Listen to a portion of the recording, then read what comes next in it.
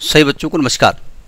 मैं ए प्रकाश, आपका गाइड ही कह सकता हूँ। अगर आपको लगता है कि मेरा चैनल आपके लिए यूज़फुल हो तो उसको सब्सक्राइब करिएगा। हम कहने के मूड में थे नहीं कह, लेकिन हमारे प्राइम मिनिस्टर आजकल अपने चैनल के लिए बात कहते हैं तो हम भी सोचा कहना शुरू ही कर दें। ठीक है, हम बात करने जा रहे हैं सिंगेस कोऑर्डिनेट की, जिसका चैप्टर 4 सर्कल हम डिस्कस कर रहे थे। उसकी कंसेप्ट एप्लीकेशन एक्सरसाइज 4.2 के बारे में हम बात कर रहे हैं। तो देखते हैं उसका नेक्स्ट क्वेश्चन। देखिए फोर्थ क्वेश्चन क्या कहता है। जब तक हम क्वेश्चन को पढ़ते हैं तब तक आप दीदारे क्वेश्चन करिए, आपकी स्क्रीन पे फ्लैश हो रहा होगा। क्वेश्चन कह रहा है कि फाइंड द वैल्यूज ऑफ के for which the points 2k, 3k, 1, 0, 0, 1 and 0, 0 lies on a circle. यानी एक सर्कल गिवन है और पॉइंट है 2k, 3k, 1, 0 है, 0, 1 है, 0, 0 है और सर्कल पर लाई करता है। तो कह रहे हैं k की वैल्यू बताओ, समझने की कोशिश करो।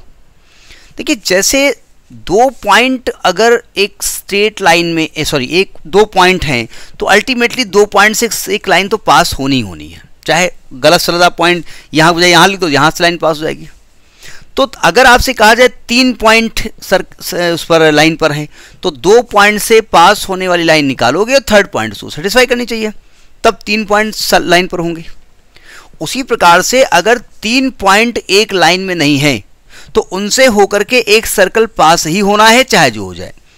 क्लास 10th लेवल में एक थ्योरम थी, there is one and only one circle that can pass through 3 non-collinear points। अब थ्योरम आपने की नहीं कि हमको नहीं मालूम, क्योंकि बहुत सारे सिलेबस हल्का कर दिया गया आपके लिए। तो जैसे 3 पॉइंट हैं जो कि एक लाइन में नहीं है, तो सिंपल सी बात है इन 3 पॉइंट से सर्कल पास होना ही है, चाहे जो हो जाए। अब चौथा पॉइंट भी अगर है तो वो चौथा पॉइंट सेटिस्फाई करेगा। तो आपके पास 4 पॉइंट हैं। एक पॉइंट है 2k, 3k, एक पॉइंट है 1, 0, एक पॉइंट है 0, 1, एक पॉइंट है 0, 0। तो कह रहे हैं भाई ये जो चारों पॉइंट है ना, ये एक सर्कल पर है। तो अब आप सिद्ध करो, के का मान निकालो।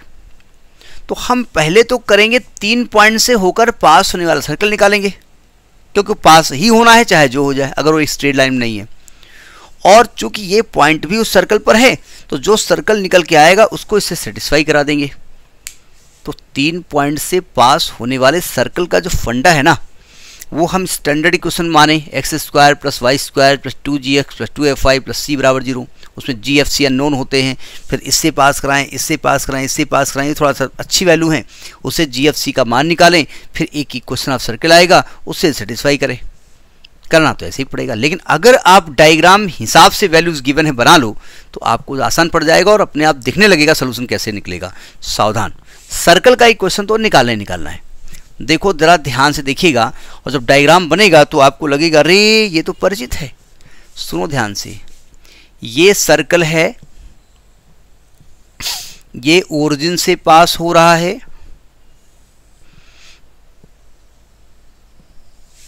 ये 1, 0 से पास हो रहा है, ये 0, 1 से पास हो रहा है, ये 0, 0 से पास हो रहा है। ये अल्टीमेटली 90 डिग्री होगा ही होगा। पहचान में आया? अगर आपने इसकी पहले का क्वेश्चन पढ़ा हो तो लगभग यही था, वहाँ यही इंटरसेप्ट थे। ये इंटरसेप्ट 1 है, ये इंटरसेप्ट 1 है। अगर मैं इसको मिलाऊंगा तो भैया भैया भैया, दीदी दीदी दीदी, ये डायमीटर होगा ही होगा। नहीं होगा डायमीटर तो ये भी तो डायमीटर। तो अगर इसका कोऑर्डिनेट x1, y1 है, इसका कोऑर्डिनेट x2, y2 है, तो क्या मैं डायमीटर के एंड पॉइंट गिवन है सर्कल का इक्वेशन नहीं निकाल सकता हूँ? निकाल लो।